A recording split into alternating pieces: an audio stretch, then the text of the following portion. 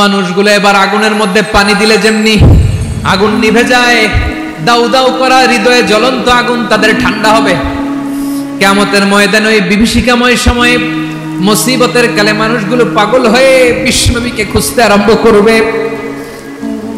সবাই মিলে বিশ্বনবীর কাছে যেয়ে বলবে, ইয়া রাহমাতাল লিল আলামিন, ইয়া খাতামান নবীন, রাহমাতাল লিল আলামিন।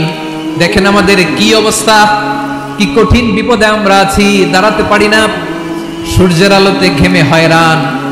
আজকে কেউ সুপারিশ করতে পারবে না। সব নবীরা অপারগতা স্বীকার করেছে, তারা বলেছে আপনি ছাড়া কেউ নাকি আল্লাহর সামনে দাঁড়াতে পারবেন না, আপনি একটু সুপারিশ করেন।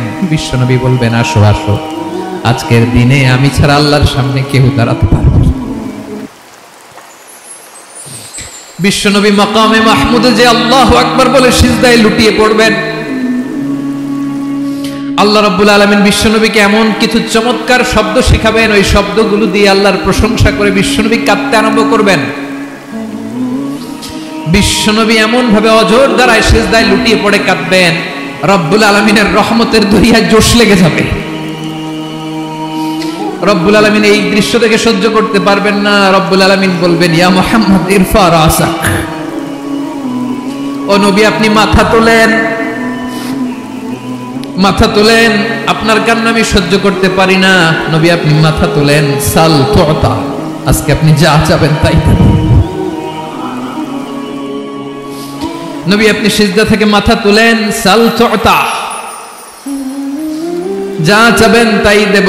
ওয়াশফা তুশাফা, যার জন্য সুপারিশ করবেন তার সুপারিশ কবুল করে নেব। বিশ্বনবী এবার মাথা তুলবেন।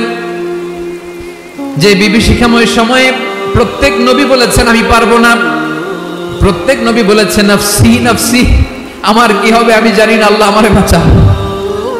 প্রতিটি নবী বলবে নফসি নফসি, আল্লাহ তুমি আমারে বাঁচাও, আমারে বাঁচাও। বিশ্বনবী মাথা তুলবেন, তুলে বলবেন রব্বি হাবলি উম্মতি, আল্লাহ তুমি আমার গুনাহগার উম্মতকে বাঁচাও। এই দুনিয়ার বুকে রব্বুল আলামিন সব নবীকে একটা করে দাওয়া মুস্তাজাবা দিয়েছেন, মানে যে দোয়া করলে কবুল হয়ে যায় সাথে সাথেই। দাও বিহা, দুনিয়ার সব নবীরা ওই দোয়াটা দুনিয়ায় করে ফেলেছে। সব নবীকে আল্লাহ একটা করে দোয়া দিয়েছেন, নবী দোয়া করলেই কবুল। সব নবীরা ওই দোয়া করে ফেলেছে দুনিয়াতে। বিশ্বনবী বলেন আমি করি নাই।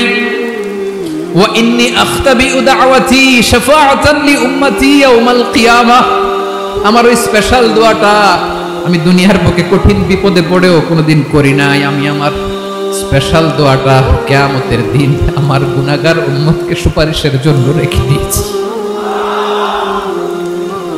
আল্লাহ বলবেন নবী ইরফা রাসাক, মাথা তোলেন, আর কাঁদবেন না।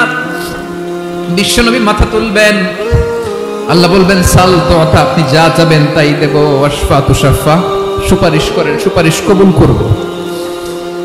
বিশ্বনবী বলবেন আল্লাহ ওই স্পেশাল দোয়াটা দুনিয়াতে করি নাই, আজকে আমি তোমার দরবারে দাঁড়িয়ে কিয়ামতের দিন ওই দোয়াটা করছি। আল্লাহ আমার যে উম্মতের হৃদয়ে যাররা পরিমাণ ঈমান আছে, আমার একটা উম্মতকেও তুমি জাহান্নামে ঢোকাতে পারবা না। বিশ্বনবী পাগলের মতো একবার হাউজে কাউসারে যাবেন, একবার সিরাতে যাবেন, একবার পুলসিরাতের দিকে, একবার হাউজে কাউসারের দিকে পাগলের মতো দৌড়াতে থাকবেন। তার কোনো গুনাহগার উম্মত যাতে জাহান্নামে ঢুকে না যায়, সেদিন কেউ সুপারিশ করতে পারবে না বিশ্বনবী ছাড়া।